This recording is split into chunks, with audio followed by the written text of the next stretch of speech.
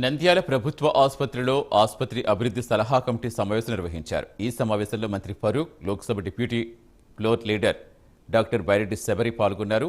ఆసుపత్రిలో పేదలకు మెరుగైన వైద్యం అందడం లేదని శబరి ఆగ్రహం వ్యక్తం చేశారు. గత 5 ఏళ్లు ఆసుపత్రి అభివృద్ధి చేయలేదని విమర్శించారు.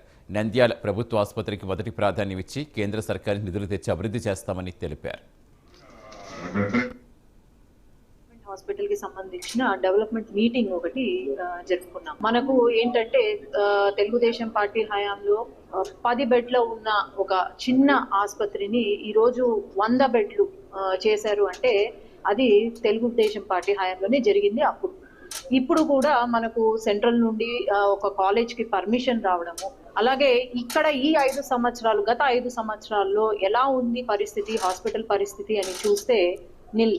మరి నంద్యాలలో అనుకుంటా జగన్మోహన్ రెడ్డి అప్పుడు సీఎం వచ్చి ఈ నంద్యాల హాస్పిటల్ కి ఎంఆర్ఐ ఇస్తాను, సిటీ ఇస్తాను, పెట్ స్కాన్ ఇస్తాను అని చాలా పెద్ద పెద్ద మాటలు కూసారు.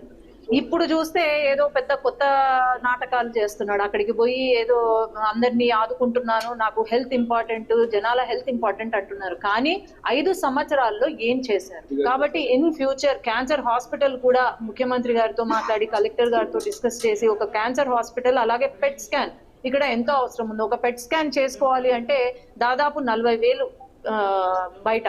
కానీ అదే కనుక ఇక్కడ మనకు ఒక పెట్ స్కాన్ ఉంది అంటే అసలు ఎక్కడికి పోవాల్సిన అవసరం